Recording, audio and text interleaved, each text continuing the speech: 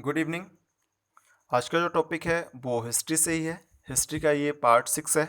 जो हिस्ट्री की सीरीज चल रही 1 2 3 4 5, ये 6 है पार्ट। और जो इस चैनल पे नए हैं प्लीज़ इस चैनल को सब्सक्राइब कर लें और बेल आइकन आए तो उसे प्रेस कर दीजिएगा ताकि नेक्स्ट वीडियो जब भी अपलोड की जाए तो आपके पास नोटिफिकेशन पहुंच जाए। तो चलिए देखते हैं अरण्यक। और हाँ, पार्ट जो 5 था उसका आखिरी जो था वो हमने बताया था वेदांग। वेदांगों की संख्या जो है 6 है। शिक्षा, कल्प, व्याकरण, निरुक्त, छंद, ज्योतिष, ये 6 जो हमने बता दिया था। उसके बाद था अरण्यक। और हाँ, ये जो हमने लिया है मैटर, ये हमने घटना चक्र से उठाया है। ये चीज़ ध्यान रखे रहिएगा। तो चलिए आइए अरण्यक। अरण्यक शब्द अरण्य से बना है जिसका अर्थ क्या होता है तो जंगल। जिसका अर्थ होता है जंगल। आगे, ये ग्रंथ जंगल के शांत वातावरण में लिखे गए हैं तथा इसका अध्ययन भी जंगल में ही किया जाता था। तो अरण्य कहाँ लिखे गए हैं? जंगल में। इसका अध्ययन कहाँ किया जाता था? जंगल में। आगे, आरण्यक दार्शनिक ग्रंथ हैं जिनके विषय आत्मा, परमात्मा, जन्म, मृत्यु, पुनर्जन्म आदि हैं। ठीक है, तो इनके विषय कौन कौन से हैं? आत्मा, परमात्मा, जन्म, मृत्यु, पुनर्जन्म आदि। अब आरण्यक ज्ञान मार्ग एवं कर्म मार्ग के बीच एक सेतु, सेतु का मतलब पुल होता है, का कार्य करते हैं। ये ध्यान रखिएगा। आगे,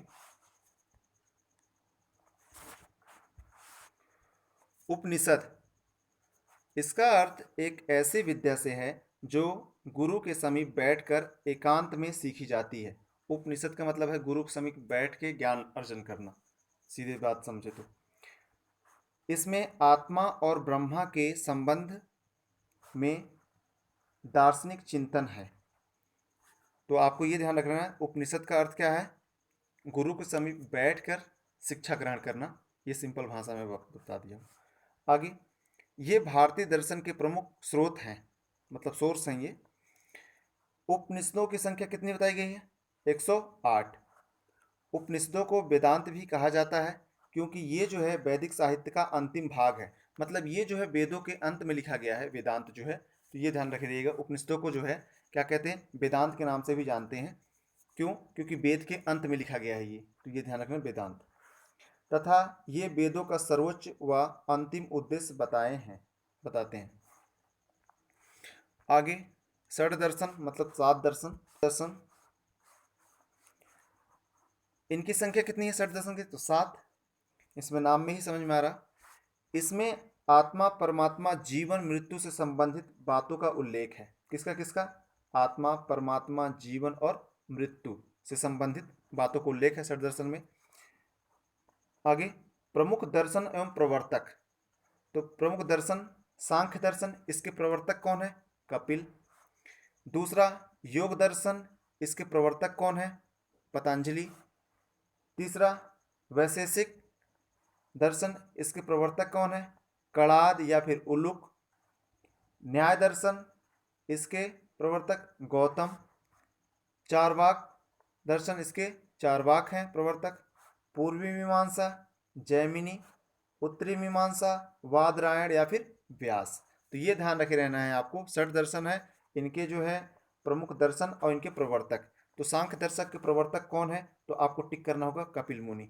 योग दर्शन के प्रवर्तक कौन है? तो आपको पतंजलि। ठीक है। न्याय दर्शन के प्रवर्तक कौन है?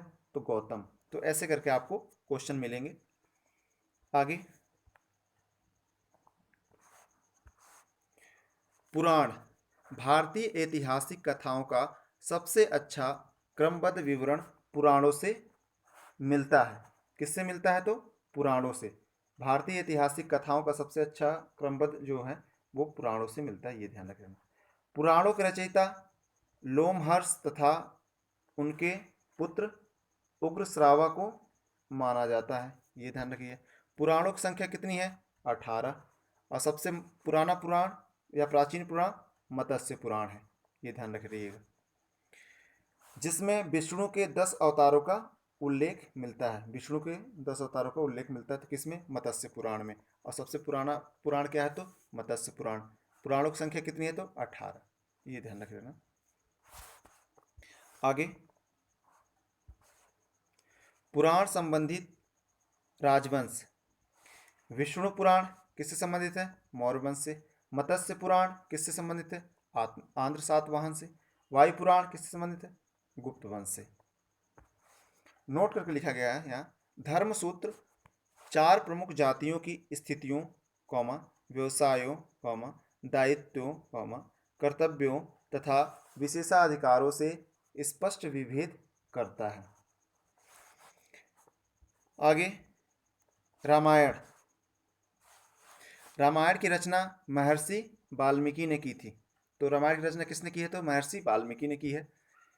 इसे आदि काव्य भी कहा जाता है। तो रामायण और क्या कहा जाता है? आदि काव्य। इस प्रारंभ में इसमें कितने कांड थे? 5 कांड ही थे। इसमें राजा रामचंद्र को आदि पुरुष व भगवान विष्णु का अवतार माना गया है।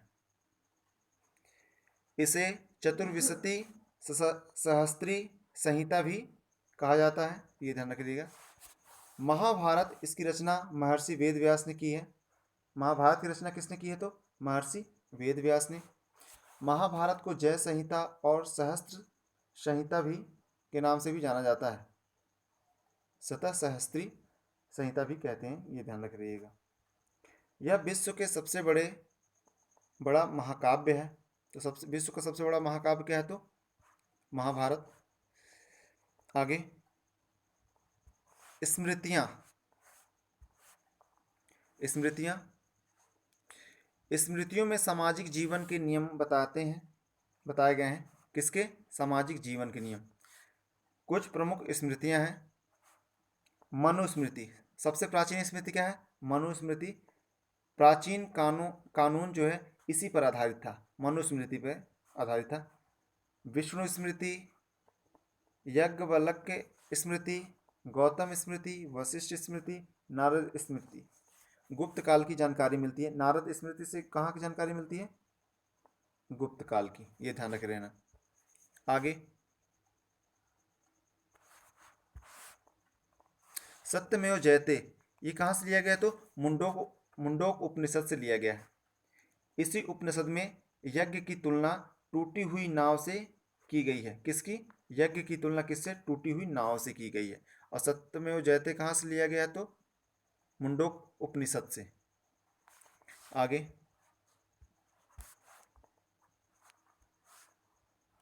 लोगों को आर्य बनाने के लिए विश्वामित्र ने गायत्री मंत्र की रचना की है।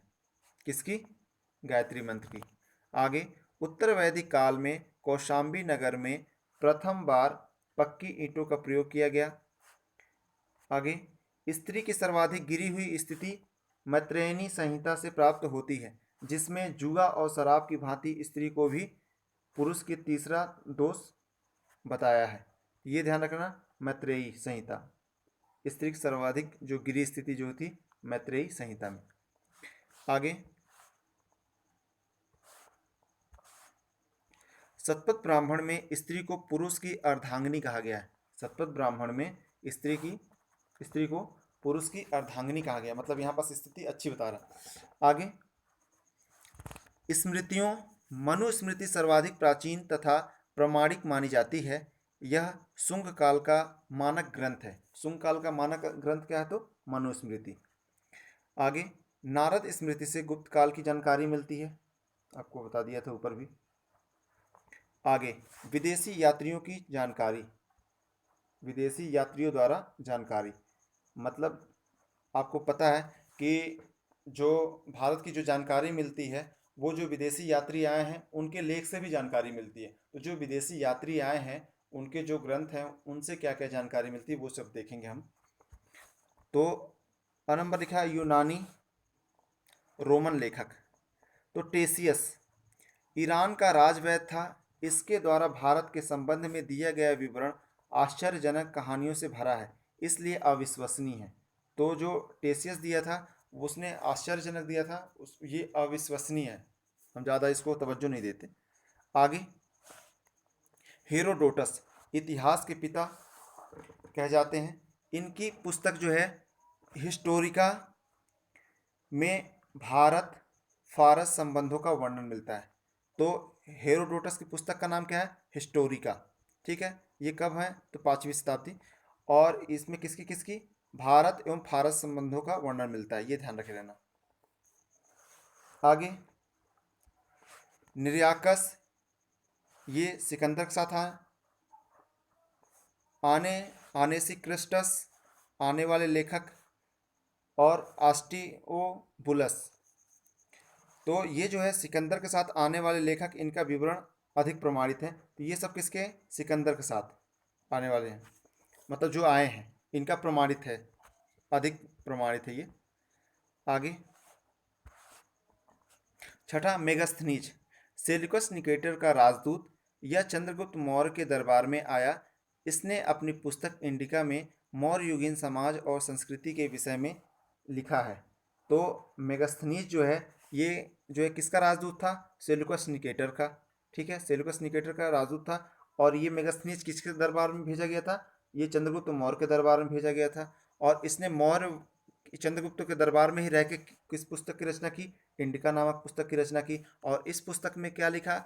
मौर्य समाज और संस्कृति इस समय कैसी थी, उसके बारे में जानकारी हमको इंडिका की पुस्तक से मिलता है। क्यों? क्योंकि इसने रह चुका है वहाँ। आगे डायमेकस, डायमेकस सीरियन नरेश एंटियोकस का राजदूत बिंदुसार के दरबार में आया। तो जो ये डायमेकस था, वो किसका राजदूत था? एंटियोकस का। और ये किसके दरबार में आया था? बिंदुसार का। तो चंद्रगुप्त का बेटा कौन था? बिंदुसार। इसके दरबार में कौन आया था? डायमेकस के दरबार में आया था। और मौर्य काल की जानकारी प्राप्त होती है। तो इससे भी जो है मौर्य काल की जानकारी मिलती है, ये ध्यान रखना। आगे डायोनीसियस, मिस्र नरेश टालमी फिलाडेल्फस का राजदूत। ये जो है डायोनीसियस किसका राजदूत था? तो टालमी नरेश फिलाडेल्फस का राजदूत था। अशोक के शासन काल में आया था और मौर्य युगीन जानकारी दिया है। किसने? डायोनीसियस ने। तो ये ध्यान रखना, डायोनीसियस किसके समय में आया था? अशोक के। और डायमेकस किसके समय में आया था? बिंदुसार के। ये ध्यान रख रहिएगा। आगे टालमी, 2री शताब्दी में भारत का भूगोल नामक पुस्तक लिखी थी। किसने? तो टालमी ने। आगे प्लिनी, इसने प्रथम शताब्दी में नेचुरल हिस्ट्री नामक पुस्तक लिखी। यह ग्रीक भाषा में लिखी गई थी। तो नेचुरल हिस्ट्री से भी जानकारी मिलती है, ये ध्यान रखना। आगे पेरिप्लस ऑफ द एरिथ्रियन सी, इसके लेखक जो है अज्ञात है, द्वारा 80 ईस्वी में जो हिंद महासागर की यात्रा पर आया था। इसमें भारत के बंदरगाहों तथा व्यापारिक वस्तुओं की जानकारी मिलती है इससे। ठीक है, तो किसकी किसकी? भारत के बंदरगाहों तथा व्यापारिक वस्तुओं की जानकारी मिलती है, ये ध्यान रखिएगा। आगे चीनी यात्री, तो चीनी यात्री अब देखते हैं। फायान, हेनसांग, इत्सिंग, तो ये ध्यान रख लेना। आगे फायान गुप्त नरेश चंद्रगुप्त द्वितीय के दरबार में आया था। इसने अपने विवरण में मध्य प्रदेश के समाज एवं संस्कृति का वर्णन किया है।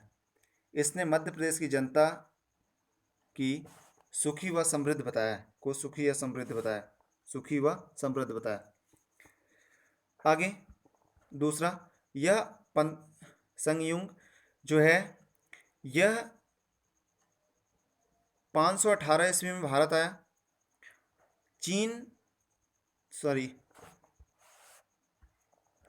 3 वर्षों की यात्रा की, बौद्ध ग्रंथों का अध्ययन तथा उसको प्राप्त किया है ये, तो ये ध्यान रख लेना। हेनसांग, यह हर्षवर्धन के शासनकाल में भारत आया है। यह सर्वप्रथम भारतीय राज्य कपिसा पहुंचा। यह भारत में 15 वर्षों तक रहा है। इसने अपनी पुस्तक सी यू की में अपनी यात्रा का वर्णन किया है। तो सी यू की पुस्तक किसने लिखी है? तो हेनसांग, ये ध्यान रखना। आगे इसे यात्रियों का राजकुमार कहा गया है। हेनसांग ने नालंदा विश्वविद्यालय में अध्ययन किया है।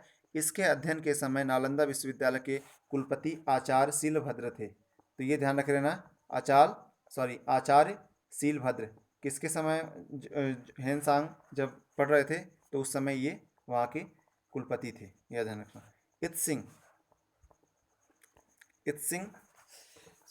नीचे होगा, इत सिंह यह 7वीं शताब्दी के अंत में भारत आया था। इसने अपने विवरण में नालंदा विश्वविद्यालय, विक्रमशिला विश्वविद्यालय तथा तत्कालीन भारत का वर्णन किया है। तत्कालीन भारत का वर्णन किया है, ये ध्यान रख लेना। अब जो है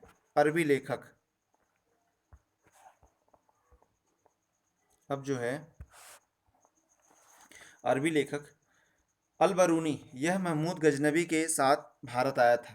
इसकी रचना जो है किताबुल हिंद या फिर तहकीक ए हिंद। तो किताबुल हिंद पुस्तक किसने लिखी है? तो अल-बरूनी ने। तारीख ए हिंद किसने लिखी है? तो अल-बरूनी ने। ठीक है, ये ध्यान रख लेना।